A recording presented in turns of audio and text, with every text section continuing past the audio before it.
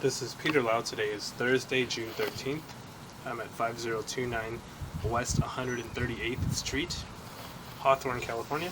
I'll be entering through the rear side cleanout.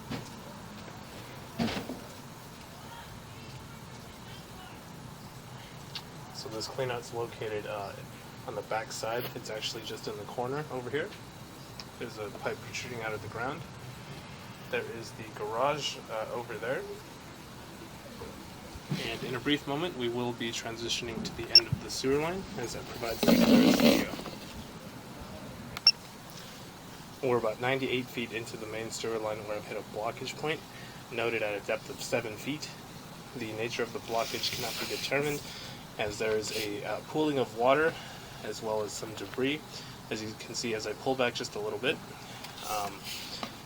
the napkins and whatever else is flushed down the line is obstructing the view. And as I pull back a little bit more, you can see the line clears up a little bit. So there's most likely some sort of buildup a little bit further down the line, most likely due to roots. So in this case, I will recommend that the line gets hydrojetted. Basically a pressure washing of the line that uses very high pressure water should clear up most debris and root intrusion within the line. Currently working our way back from clay piping, as that's very typical to see. Most cities will use clay for their sewer line material. So things that I'm looking out for are root intrusion, which we're actually seeing on the right hand side of the screen. Typically with the roots, they grow in at a joint. So also combined with this root intrusion, I'm looking for offsets.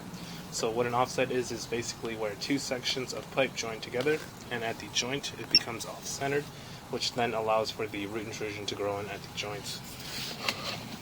Again, with the hydrojet, it should clear this up. And as always, if you do get the line hydrojetted, I also recommend that the portions that are affected by any debris buildup or root intrusion does get verified. Typically, if you get a hydrojet, they will also do a sewer scope. So that's why I always recommend the hydrojet over the snake.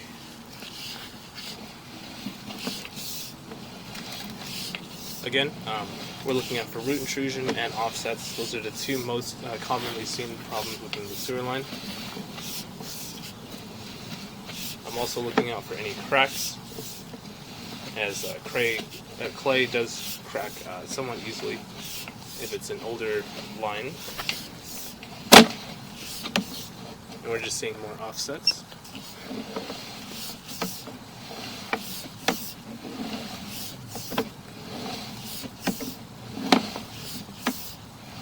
With about 75 feet remaining. So the distance indicator is noted on the bottom left hand side of the screen.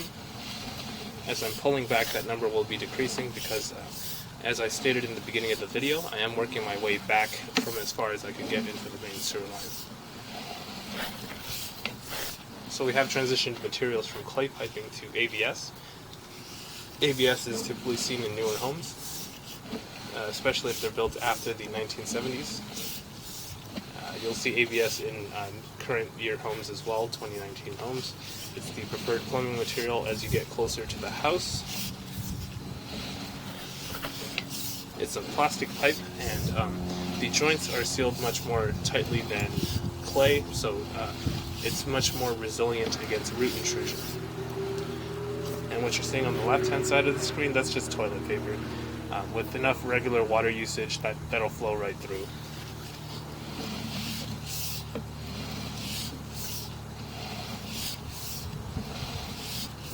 So things to look out for with the ABS portion of the line. I'm looking out for any stagnant water. So water was ran prior to this inspection. It's been about 10 minutes since I shut it off, so there might still be a little bit of residual water. As noted on the bottom left hand side, you can see it's flowing out away from the home towards the city sewer.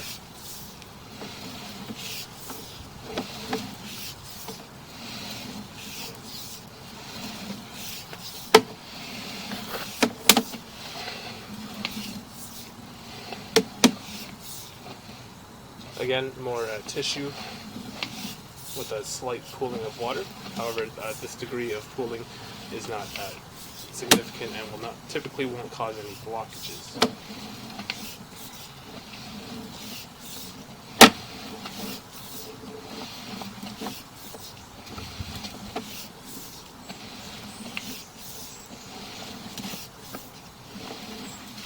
With about 34 feet remaining, still working our way back from that ABS piping.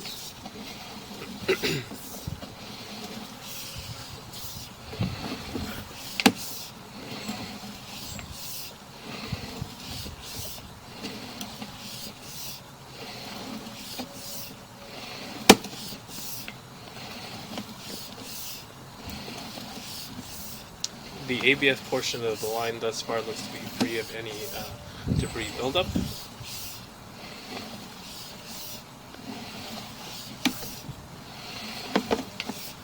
Making our way back from a turn.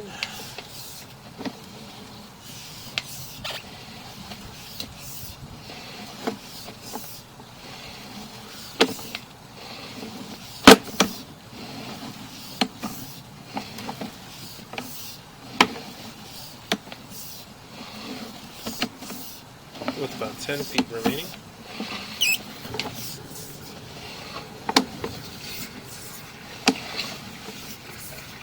Toilet was just flushed, which is why you're seeing rushing water.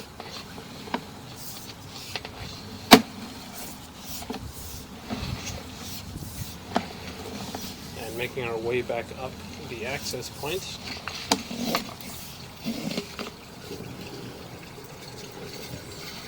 And this concludes the inspection of the main sewer line. If you have any questions or concerns, please do not hesitate to call, text, or email me. Thank you.